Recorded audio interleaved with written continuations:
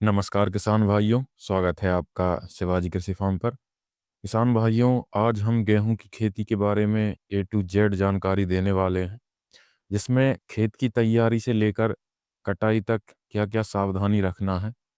Video में cover किए गए विषयों की डिटेल्ड वीडियो भी उपलब्ध है, जिसे आप आई बटन पर क्लिक कर गेहूं की खेती की प्लेलिस्ट पर जाकर देख सकते हैं।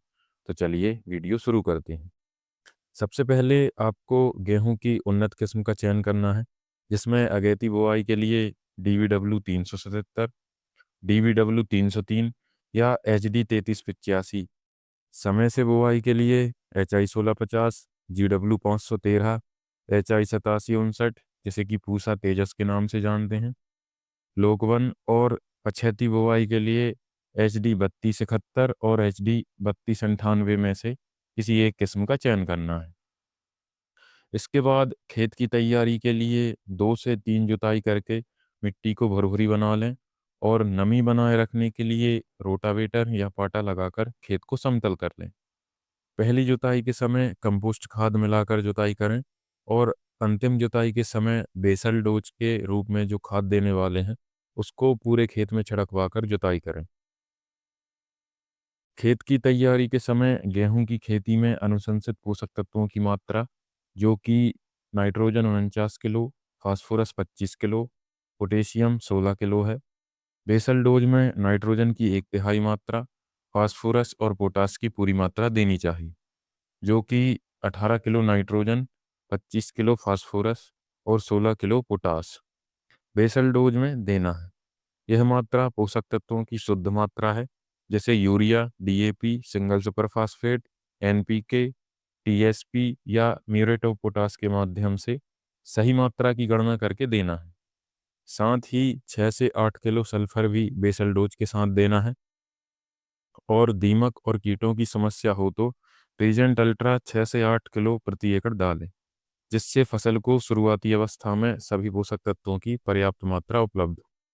इसके बाद बीज उपचार में फंगिसाइड के लिए carboxin 37.5% plus thiram 37.5% WS, carbendazim 50% WP, tebuconazole 2% DS या कार्बेंडाजिम 12% प्लस मैनकोजेब 63% WP। कीटनाशक के लिए इमिडाक्लोप्रिड 48% FS, थाइमेथॉक्साम 30% FS या क्लोरीपाइरिफॉस 20% EC, इनमें से किसी एक दवा से बीज उपचार कर बीज को छाया में सुखाना चाहिए। अगर आप जैविक उपचार करना चाहते हैं तो trichoderma viride, azotobacter, phosphate solubilizing bacteria, potash mobilizing bacteria, NPK consortia या माइक्रोराइजा से भी बीज उपचार कर सकते हैं। बीज उपचार से पहले आपको जितना बीज बुआई के लिए लेना है, उसके निर्धारण के लिए बीज की सही मात्रा का पता लगाना जरूरी है। इसके लिए अगर आप अगेती या समय से बुआई करते हैं तो 40 से 45 किलोग्राम प्रति एकड़, और अगर देरी से बुआई करते हैं तो 50 से 60 किलोग्राम प्रति एकड़ बीज की मात्रा ले सकते हैं। अगर घर का बीज बुआई के लिए ले रहे हैं तो बीज की शुद्धता के आधार पर 50 से 60 किलोग्राम प्रति एकड़ बीज की मात्रा रखें। दानों के वजन के आधार पर भी बीज की मात्रा तय कर सकते हैं। जैसे 1000 दानों का वजन 45 ग्राम है, तो बीज की मात्रा 45 किलोग्राम प्रति एकड़ रखें। जब तापमान 20 से 25 डिग्री सेंटीग्रेड हो, तब बुवाई करने पर अधिकतम उत्पादन मिलता है। बीज की गहराई 2 से 3 इंच और लाइन से लाइन की दूरी समय से बुवाई पर 9 इंच और देरी से बुवाई पर 7 इंच रखें। अगर आपके पास समय है तो पलेवा करके बोनी कर सकते हैं। इससे आपकी लागत भी कम होगी और खरपतवार भी नष्ट हो जाएंगे। अगर समय नहीं है तो सूखे में भी बोनी कर सकते हैं। इससे दानों का जमाव और अंकुरण अच्छा होता है। दोनों ही विधि से आपको फायदा होगा। बोनी के बाद अगर आवश्यकता हो तो बुआई के तुरंत बाद वाले खरपतवार नाशक का प्रयोग कर सकते हैं। इसके लिए पेंडामेथलिन या पायरोक्सासल्फेन में से कोई एक या दोनों को मिलाकर आवश्यकता अनुसार बुवाई के 48 घंटे के अंदर प्रयोग करना चाहिए। इसके बाद गेहूं में पहला पानी और खाद मिट्टी के अनुसार बुवाई के 18 से 25 दिन बाद देना चाहिए। पहले खाद में 45 किलो यूरिया। अगर पिछले 1 से 2 साल में जिंक सल्फेट नहीं दिया है तो 10 किलोग्राम जिंक सल्फेट या मैग्नीशियम सल्फेट या फेरस सल्फेट, और 10 किलो सागरिका या 500 ml ह्यूमिक एसिड प्रति एकड़ डालें।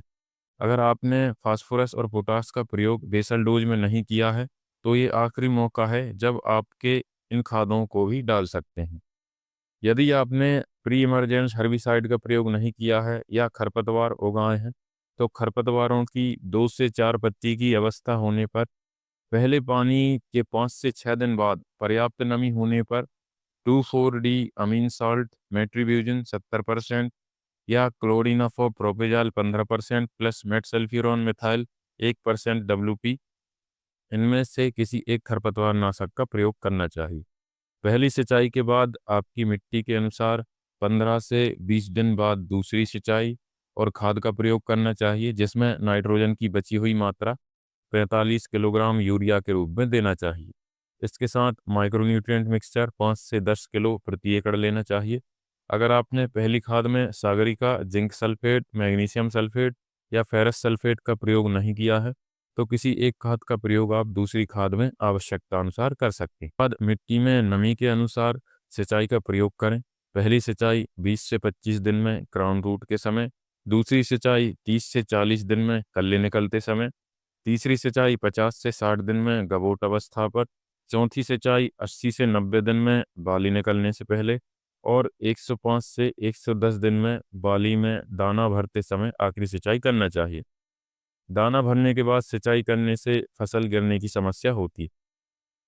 अगर आपने अगेती किस्मों की बोनी की है जिनकी हाइट ज़्यादा होती है, तो पौधे की हाइट को कंट्रोल करने के लिए आवश्यकता अनुसार 1 या 2 स्प्रे गवोट अवस्था या झंडा पत्ती निकलने के बाद करनी चाहिए, जिसमें अच्छे पीजीआर जैसे लिहोसिन की मात्रा 250 से 300 ml प्रति एकड़ और साथ में टेबुकोनाजोल 25.9% की 100 से 150 ml प्रति एकड़ मात्रा लेनी है। इसके साथ ही स्प्रे शेड्यूल में बाली निकलने से पहले NPK 05234 1 किलो प्रति एकड़, बोरोन 20% 200 ग्राम प्रति एकड़, माइक्रोन्यूट्रिएंट मिक्सचर 250 ग्राम प्रति एकड़ स्प्रे करें। और बाली निकलने के बाद स्प्रे करना है तो NPK 0050 1 किलो प्रति एकड़। इसके साथ यदि इल्ली की समस्या हो तो इमामेक्टिन बेंजोएट 10 ग्राम प्रति एकड़ या क्लोरोसाइपर 200 ml प्रति एकड़ में से कोई एक या दोनों मिला सकते हैं। और फंगस की समस्या हो तो सस्ते फंगिसाइड जैसे टेबुकोनाजोल 25.9% या टेबू सल्फर मिला सकते हैं। लगभग 150 से 200 लीटर पानी प्रति एकड़ लेना है। इसके बाद फसल की कटाई के सही समय की बात करें तो जब दाना पूरी तरह से पक जाए तब कटाई करनी है। जब गेहूं की बालियां लटक जाएं तब गेहूं की कटाई का सही समय होता है। गेहूं की खेती परंपरागत होते हुए भी अत्यंत वैज्ञानिक प्रक्रिया है। यदि किसान समय पर बुवाई, संतुलित उर्वरक प्रबंधन, कीट और रोग नियंत्रण और उचित सिंचाई पद्धति अपनाएं तो कम लागत में अधिक उत्पादन प्राप्त किया जा सकता है। जलवायु परिवर्तन और नई कृषि तकनीकों के युग में किसानों को आधुनिक तरीकों को अपनाना आवश्यक है। सही जानकारी और परिश्रम से गेहूं की खेती न केवल लाभदायक सिद्ध होगी, बल्कि देश की खाद्यान्न सुरक्षा को भी मजबूत बनाती है। इसी तरह खेती से जुड़ी जानकारी के लिए मेरे YouTube चैनल को सब्सक्राइब कर लें और बेल आइकन को ही प्रेस कर लें, जिससे आने वाले वीडियो का नोटिफिकेशन आपको मिलता रहे। धन्यवाद।